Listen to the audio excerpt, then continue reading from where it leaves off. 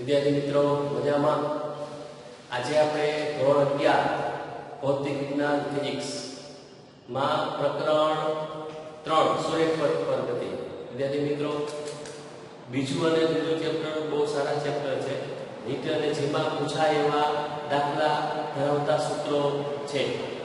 અહીંયા આપણે ધોરણ 11 ભૌતિક વિજ્ઞાન પ્રકરણ 3 ધોરણ 11 ભૌતિક વિજ્ઞાન પ્રકરણ 3 સૂર્યપથ પર ગતિ માં ખાસ કરીને અચળ પ્રવેગી ગતિના સમીકરણો. કાલે આપણે અચળ પ્રવેગી ગતિના સમીકરણો જોયા. સૂર્યપથ ઉપર કોઈ પદાર્થ અચળ પ્રવેગથી ગતિ કરતો હોય એટલે કે અચળ પ્રવેગ એટલે એકમ સમયમાં વેગનો વધારો સમાન સમયમાં સમાન વેગ વધે. એટલે વેગનો વધારો એકમ સમયમાં અચળ રહેતો હોય એટલે અચળ પ્રવેગની ગતિ કહેવાય. આમાં બે કેસ આપણે ધ્યાનમાં લેવા પડે. એક અને બીજો કેસ.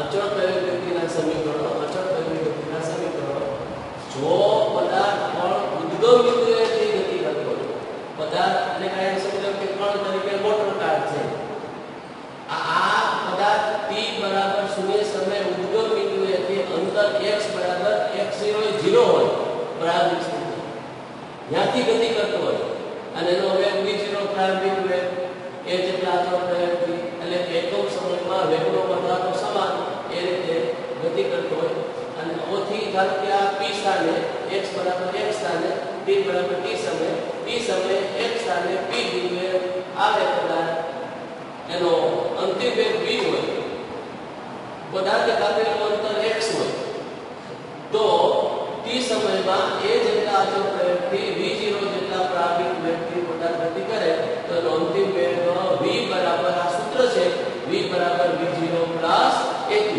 જ્યાં t સમય છે, v0 બરાબર t બરાબર 0 સમયે પ્રારંભિક વેગ, v બરાબર t સમયે અંતિમ વેગ, v0 t બરાબર 0 સમયે પ્રારંભિક વેગ, v બરાબર t સમયે અંતિમ વેગ. એ છે અચળ પ્રવેગ છે અને x છે t સમયે સ્થાનાંતર પદાર્થ. t સમયમાં એનું સ્થાનાંતર, t સમયે પદાર્થે ઉદ્ગમ બિંદુએથી કરેલું સ્થાનમાં ફેરફાર, સ્થાનાંતર x છે. તો આ ત્રણ સમીકરણો કાલે આપણે જોઈ ગયા. સૂત્ર ખાસ યાદ રાખવા. v બરાબર v0 at. t સમયમાં એ અચળ પ્રવેગથી v0 પ્રારંભિક વેગથી ગતિ કરતા પદાર્થે t સમયમાં કરેલું કાપેલું અંતર, સૂર્યપથ ઉપર કાપેલું અંતર કે સ્થાનાંતર કયો એક જ કહેવાય. તો x બરાબર v0 t + 1/2. એવી જ રીતે ત્રીજું સમીકરણ છે 2ax બરાબર v² - v02. ઘણી વખત મિત્રો આજે પ્રારંભિક વેગ v0 છે ને એને u સંજ્ઞા પણ લેવામાં આવે છે. પ્રારંભિક વેગને v0 ની જગ્યાએ u સંજ્ઞા પણ લેવામાં આવે છે, તો એમાં મૂંઝાવવું નહીં. તો 2x બરાબર v² - v02 થાય. હવે ઘણી વખત એવું બનતું હોય કે આપણો પદાર્થ પણ જે છે ને t બરાબર 0 સમયે ઉદ્ગમ બિંદુએથી ગતિની શરૂઆત ન કરતો હોય. એની ગતિની શરૂઆત ઉદ્ગમ બિંદુએથી ન હોય પણ ઉદ્ગમ બિંદુએથી x0 જેટલા સ્થાનેથી t બરાબર 0 સમયે x0 સ્થાન ઉદ્ગમ બિંદુએથી x0 સ્થાનેથી ગતિની શરૂઆત કરતો હોય ત્યારે પ્રારંભિક વેગ v0 હોય અને t સમયમાં એ ઉદ્ગમ બિંદુએથી x અંતર કાપતો હોય. t બરાબર 0 સમયે x0 સ્થાનેથી ગતિની શરૂઆત હોય. ઉદ્ગમ બિંદુએથી ગતિ ન હોય પણ x0 સ્થાનેથી ગતિની શરૂઆત હોય અને t સમયમાં ઉદ્ગમ બિંદુએથી x અંતર કાપે તો આ x0 સ્થાનથી એક સ્થાન ખરેખર બધા 0 થી t સમયમાં સ્થાનમાં ફેરફાર કર્યો તો આ x અંતરમાંથી x0 અંતર બાદ કરો એટલે x - x0 અંતર તમારે ધ્યાનમાં લેવું પડે. અહીંયા અચળ પ્રવેગ ગતિના સમીકરણો જો જોતા હોય, જો પદાર્થ પણ x0 સ્થાનેથી ગતિની શરૂઆત કરતો હોય અને x0 સ્થાન ઉદ્ગમ બિંદુ ન હોય, x0 સ્થાન શું ન હોય? ઉદ્ગમ બિંદુ ન હોય, તો એવા સમયે 0 થી t સમયમાં એને કરેલું સ્થાનાંતર અહીંયાથી આવતા લાગતો સમય t સમય અને સ્થાનમાં ફેરફાર x - x0. તો આ જે સૂત્રો તમે જે છે આ ત્રણ સૂત્રો છે એ ત્રણ સૂત્રમાં પહેલું સૂત્રમાં કઈ ફેર ન પડે કે t સમયમાં એ જેટલા અચળ પ્રવેગથી પ્રારંભિક વેગ v0 થી ગતિ કરતો હોય તો t સમય વેગ v થાય, પણ આ સૂત્રમાં ફેર પડે. અહીંયા ઉદ્ગમ બિંદુએથી ગતિની શરૂઆત કરતા હોય તો t સમયે કરેલું સ્થાનાંતર x કહેવાય. ગતિ શરૂઆત થાય અને અંતિમ ગતિ પ્રારંભિક અને અંતિમ સ્થાન એ x થાય, વચ્ચેનું અંતર x થાય. પણ અહીંયા x ની જગ્યાએ તમારું લખવું પડે x - x0, કારણ કે પદાર્થ t બરાબર 0 સમયથી આવે તો એને x - x0 સ્થાનાંતર કર્યું કહેવાય. ઉદ્ગમ બિંદુએથી x0 સ્થાન હોય, ઉદ્ગમ બિંદુએથી x સ્થાન હોય તો ખરેખર t બરાબર 0 સમયે x0 સ્થાનથી ગતિ કરતો હોય એટલે ખરેખર એનું સ્થાનાંતર x - x0 કહેવાય. તો અહીંયા જ્યાં x છે ને મિત્રો, x છે ને ત્યાં શું લખાય? x - x0 લખાય. અને x કે સૂત્રનો કરતા તમે બનાવો તો -x0 કોઈની બાજુ એટલે +x0, તો x બરાબર x0 v0 t +1/2 at² થાય. તો આ સૂત્ર તમારે at² લખાય એટલે આમાં x0 ઉમેરવું પડે. x બરાબર x0 v0 t +1/2 at² થાય. એ જ રીતે આ સમીકરણમાં તમે જો આ x છે એની જગ્યાએ તમારે લખવું પડે x - x0 લખવું પડે તો 2ax - x0 બરાબર v² - v0² થાય. મિત્રો જો સીધો જ x t સમયે પદાર્થનું સ્થાનાંતર x આવતું હોય તો સમજી લેવાનું કે આ પદાર્થ ઉદ્ગમ બિંદુએથી ગતિ કરે છે, પણ x ના સ્થાને x - x0 આવતું હોય, x ના સ્થાને x - x0 આવતું હોય તો પદાર્થ t બરાબર 0 સમયે પ્રારંભિક સમયે ઉદ્ગમ બિંદુએથી ગતિ કરતો ના હોય તો ઉદ્ગમ બિંદુ સિવાયના x0 સ્થાનેથી ગતિ કરતો હોય. તો દાખલાઓમાં આ ધ્યાનમાં રાખવું પડે. રીતમાં જીમાં આ વસ્તુ તમને સમજાય તો દાખલો તમને ધ્યાનમાં આવે, એટલે દાખલા સમજાય નહીં અને સમજવા માટે આ બધી વસ્તુ ધ્યાનમાં રાખવું પડે. તો એને અનુસંધાને બીજી નાની થિયરી છે કે મુક્ત પતન કોને કહેવાય? એક મુક્ત પતન એટલે શું? આપણે ભવિષ્યમાં મુક્ત પતન ગતિના સમીકરણો આપણે પૃથ્વીના ગુરુત્વાકર્ષણ ક્ષેત્રમાં જોવાના છે. તો એના માટે પહેલા તો મુક્ત પતન એટલે શું? કોને મુક્ત પતન કહેવાય? વિદ્યાર્થી મિત્રો, જ્યારે આ જે સમજો કે આ પૃથ્વી છે અને પૃથ્વીના વાતાવરણની અંદર પૃથ્વીથી એક ઊંચાઈએ કોઈ પ્રારંભમાં ઉદ્ગમ બિંદુ અહીંયા હોય, પ્રારંભમાં પદાર્થને આપણે પૃથ્વીના ગુરુત્વાકર્ષણ ક્ષેત્રમાં મૂકવામાં આવે.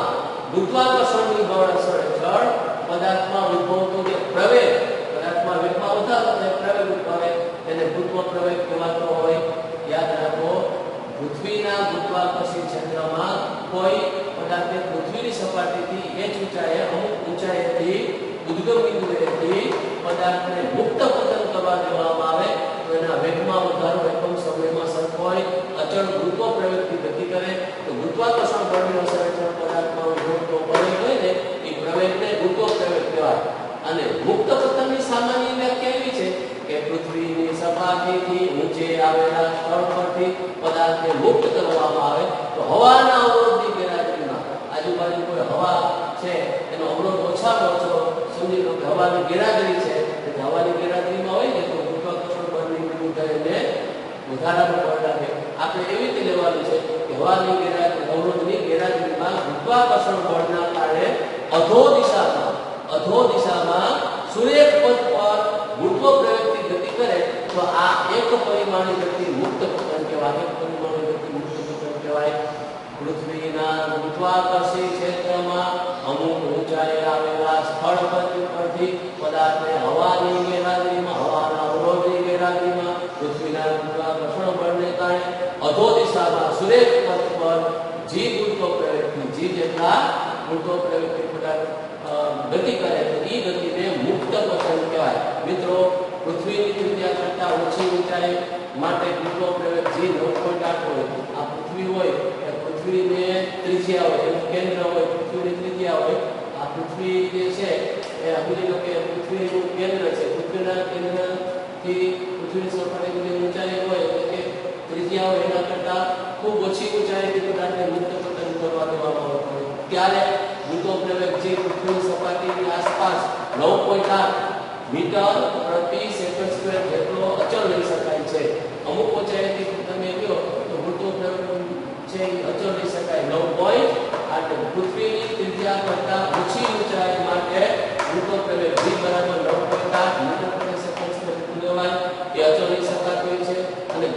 દિશામાં એ અચળ હોય, જે દિશામાં ગતિ કરતો હોય એ દિશામાં અચળ રહેતો હોય. જે સ્થાનેથી પદાર્થ મુક્ત પતન પામે એ સ્થાન હંમેશા ઉદ્ગમ બિંદુ કહેવાય. જ્યાંથી પદાર્થને મુક્ત પતન કરાવ્યો હોય, મૂક્યો હોય, એ સ્થાનને ઉદ્ગમ બિંદુ કહેવાય. અને ઉદ્ગમ બિંદુએથી ધન વાય દિશા એ ઉધો દિશા કહેવાય. ઉદ્ગમ બિંદુએથી ઋણ વાય દિશા એ અધો દિશા કહેવાય. ખાસ કરીને જે સ્થાનેથી પદાર્થ મુક્ત પતન પામે તે સ્થાનને ઉદ્ગમ બિંદુ તરીકે લઈ તેનાથી ઉધો દિશાને ધન વાય દિશા, ઉધ્વ દિશા છે એ ધન વાય દિશા, અધો દિશા છે એ ઋણ વાય દિશા લેવામાં આવે છે. અને આ મુક્ત પતન એટલે શું? આ સામાન્ય વસ્તુ ધ્યાનમાં રાખવાની, કારણ કે આપણે ભવિષ્યમાં મુક્ત પતન ગતિના સમીકરણો ધ્યાનમાં લેવાના છે. 2 મિનિટ વાંચી લો.